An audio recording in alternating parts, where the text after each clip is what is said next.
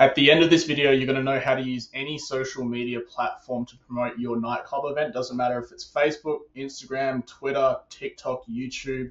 As platforms come and go, if you implement all the strategies that we're going to go through and the tactics that we're going to go through over the next however long this video is going to take us, you'll know how to make more of your ideal patron rock up to your event and less of your less than ideal patrons rocking up to your event.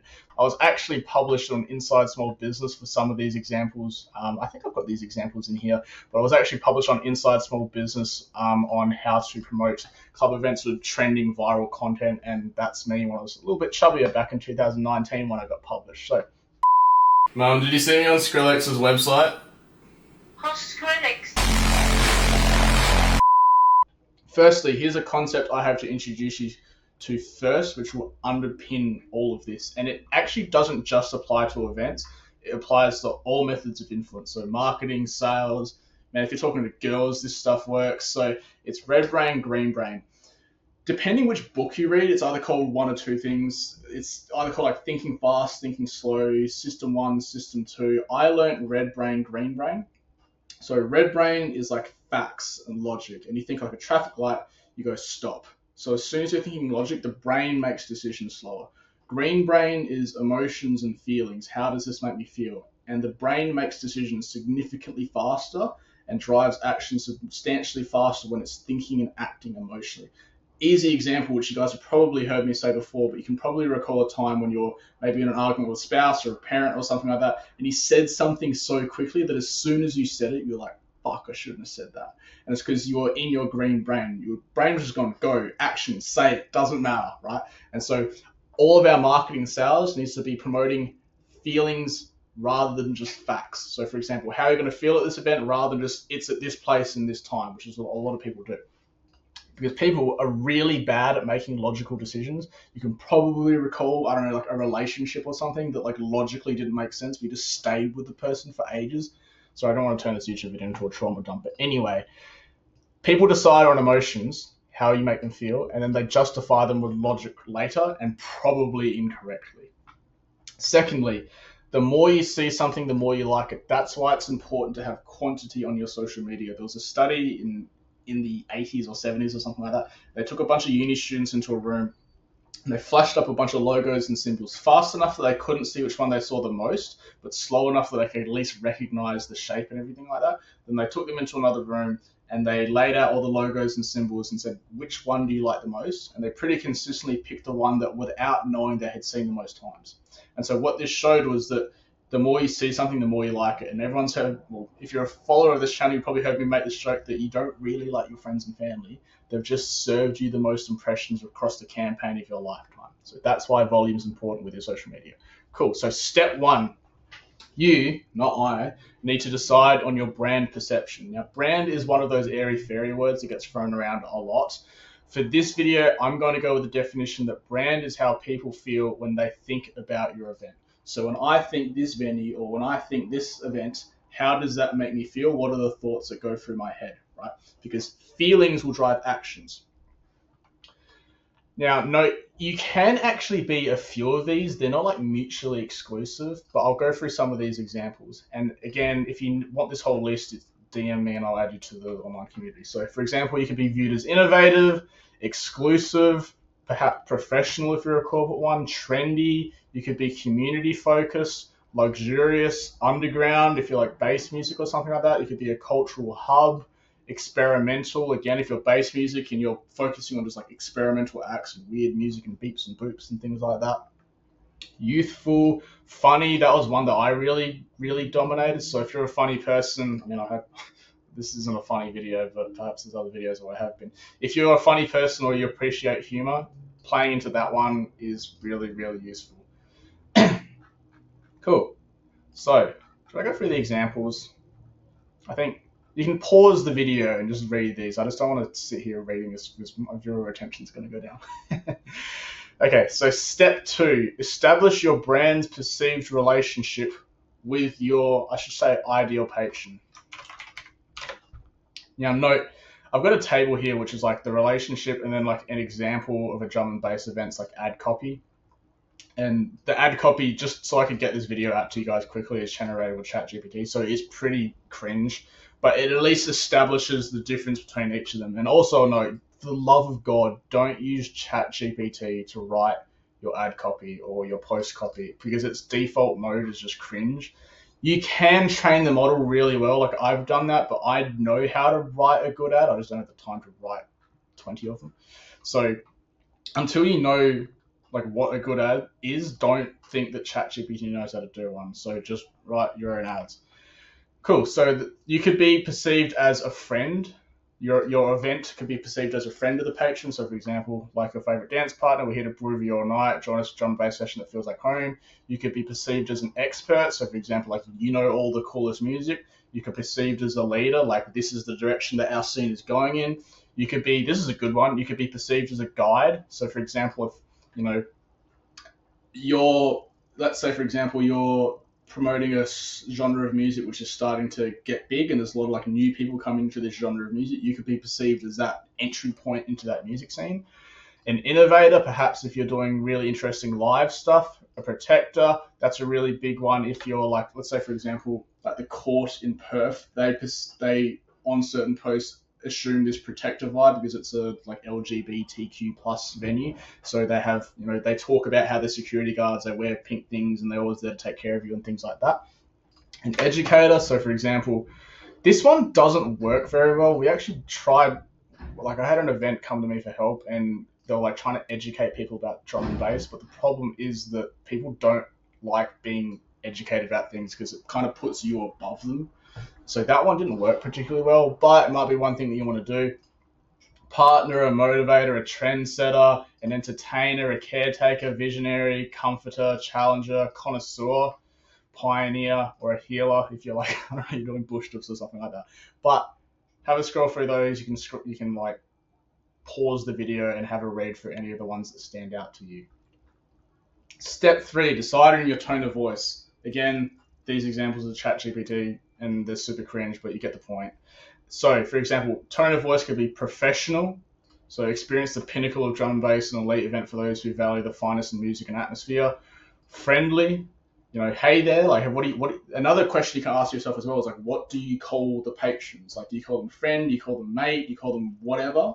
Like, what are all the words that you use to establish the relationship? And those words will come from the tone of voice. So friendly, inspirational, urgent. This one has to be legitimate.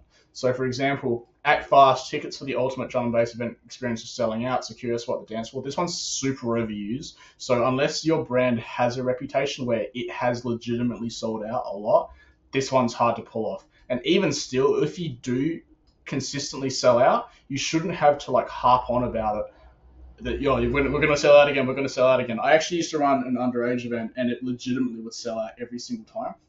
Rather than posting, there's not many tickets left. Click the link below to act now. Blah blah blah blah blah. I just post the event. Go. There's 17 tickets left. No link. Go, and they'll literally be the entire post. I wouldn't post the link. They had to go find it themselves, and it will legitimately sell out every time. And so it's like reverse selling. So rather than going push the product, it's just, hey, by the way, there's 17 tickets left. I don't need to try. That's just how it is. Cool. Playful, sophisticated, perhaps. Again, I'm not going to read every single example. You guys can just go through and choose for yourself. Informative, minimalistic. So, for example, the underage event was really minimalistic. All the posts were just all lowercase, super short, wasn't trying, things like that. Authoritative, cheerful, technical, luxurious could be a couple of you guys and girls.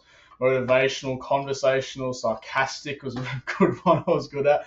Nostalgic if you're doing a throwback night. Reassuring, whimsical, all these different examples. So again, you can be a combination of maybe 2 or 3, but you're probably a little bit more dominant in one of them. So go through and find which of these are most applicable to you. Cool. Step 4. This is arguably the most important, which will underpin everything. So your content needs to achieve 2 things simultaneously. It needs to encourage the people you want to come, and it needs to discourage the people you don't want to come from coming. Now, this again comes down to red brain, green brain, because remember, people make decisions emotionally, they'll justify them logically. So this isn't about saying, hey, if you're into house music but not drum and bass, if you're into house music, don't come to our drum and bass thing. It's not how the brain works, or it's not about saying if you're into drum and bass, come to our drum and bass event. Right, that's probably a better example than my first one. It's not about logically just saying facts. It's about how they're going to feel. So when in doubt, just ask yourself these two questions. When my ideal customer, when someone looks at this, does my ideal customer feel like they belong here? And at the same time, does my unideal customer feel like they don't? I'm going to clip in an interview to prove my point, actually, from a recent podcast. Yeah, because I've run a couple of events in Leaderville. Nice. Busy, but it just kind of wasn't the vibe that we wanted. So that's essentially, in business world, that's called a lead quality issue. And so, for example, like if I have a client that's like, I'm not closing any of these leads, they're the wrong buyers, there's a problem in the messaging somewhere along the line of the marketing. Yeah. So what you might have stuffed up there somewhere is the people that found out about it were just the wrong people. Yeah. And the people that were excited about it were the wrong people. And so you probably need to go back and look at the content that you're posting and the offer that you're posting, going, are the people that I want coming to this event excited by that? And also, we want to detract the wrong customers. So are the people that I don't want coming to this not interested in this? And so looking at your copy and things like that, like we literally have a couple clients where because the product is relatively vague, like, but the person that would use it is very specific and very niche, we had to write ads that actually scare off the other person that might want to use it with intentionally confusing technical jargon and things like that. That's so they look at it and go, oh, that's obviously not for me. I'm not going to click it. And so the click-through rate's actually lower, but the people that are clicking it are more qualified. Yeah. And so we're only sending people to the landing page that are actually fucking techno. Quality over quantity. Exactly right. Now, how do we do this? We need to niche down your messaging. The more niche you can get with your copy, the more the people that you want coming to your event will build an affinity with you. Because if you try and appeal to everyone, ultimately you won't really appeal to anyone at all. And you'll just have a random mismatch of patrons coming and going. You won't build a strong community. You won't have good crowd retention. It will just be a mess. So here's a bad/vague example. We'll be open tonight playing drum and bass at Villa Nightclub all night from 10 p.m. Super red brain. It's just like, these are the facts, right?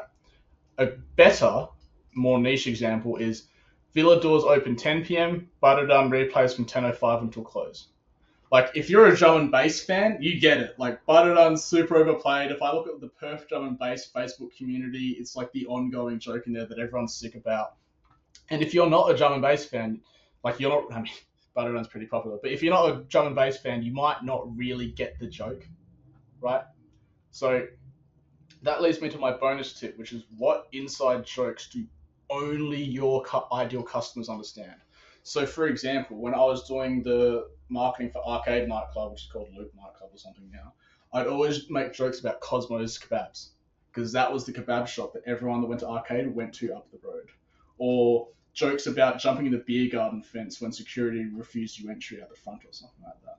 Or jokes about just living north of the river or the schools that they went to and things like that. Like, if you didn't go to Arcade or you didn't live north of the river, you didn't get the joke. But if you went to Arcade or lived north of the river, which is like where the club was, you got the joke and you built a stronger affinity with it, and you probably tagged your friend and said, oh, this is me, or like something to do with relating to it, which is going to lead me to my last point. Now, step 5, we need to generate some content ideas. I was trying to remember this quote, so I asked ChatGPT. Trying to remember the quote about how all artists steal. Do you know the one that I'm thinking about? You might be thinking of the famous quote, often attributed to Pablo Picasso. Good artists copy, great artists steal. This quote suggests that truly innovative artists take existing ideas and transform them into something entirely original and their own. It's a statement that has been interpreted in various ways, often used to discuss creativity and the influence of past work on new creations. So you don't have to come up with completely original 0 to 1 content ideas. 0 to 1 is a book you guys can read. It's about how tech companies will be going from 0 to 1, or 1 to 2 is like going from Google to Bing. It's like a search engine to a search engine, whereas 0 to 1 is like there was no social media and then someone made MySpace, right? So it's like 0 to 1, like Genesis essentially. So look at brands that you want to look like and take inspiration from them.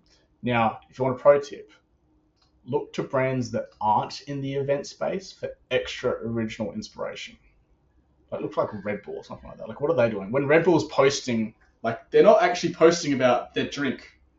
They're just, like, doing stunts, and Red Bull's, they've got the Red Bull logo on it, and people just affiliating that logo with some dude doing a mad stunt, right? It's just building that relationship between how this piece of content makes them feel and how they feel about Red Bull, right? So when you line up the two pieces of content, whatever content you post, however that makes them feel, is going to be how they feel about your brand. And it's going to add another point, add another point, add another point.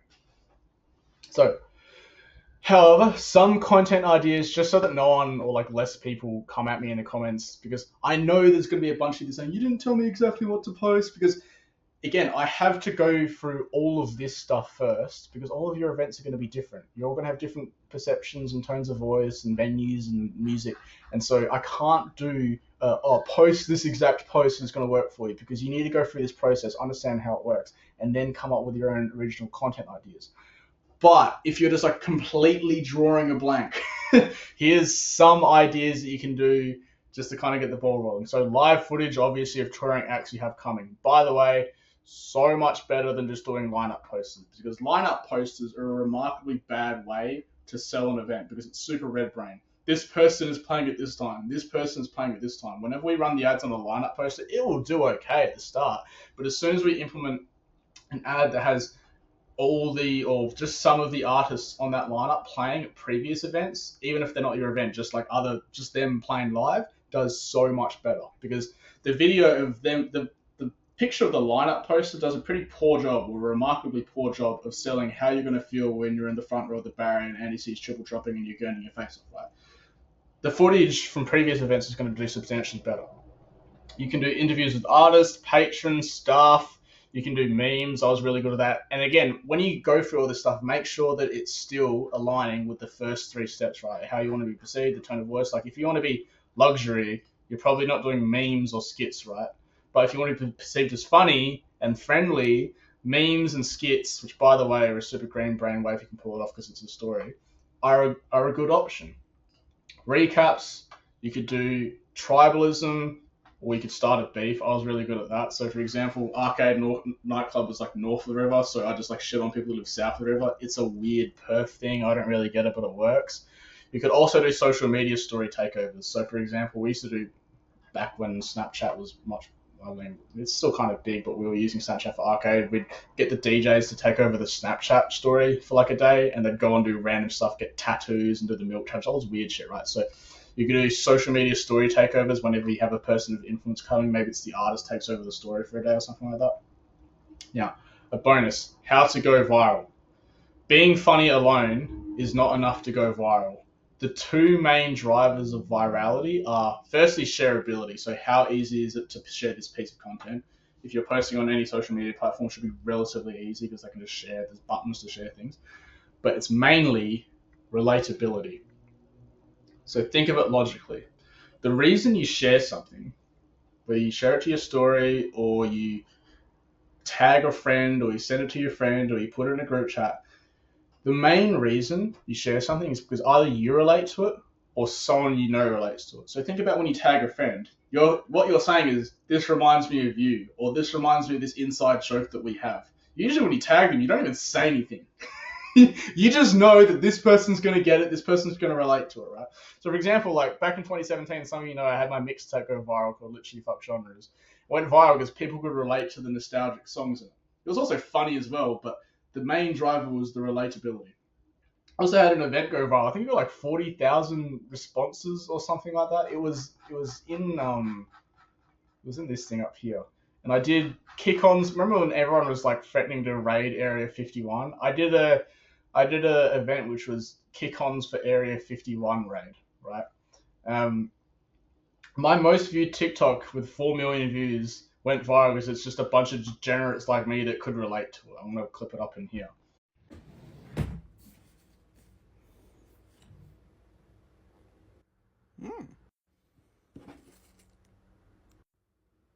Oh.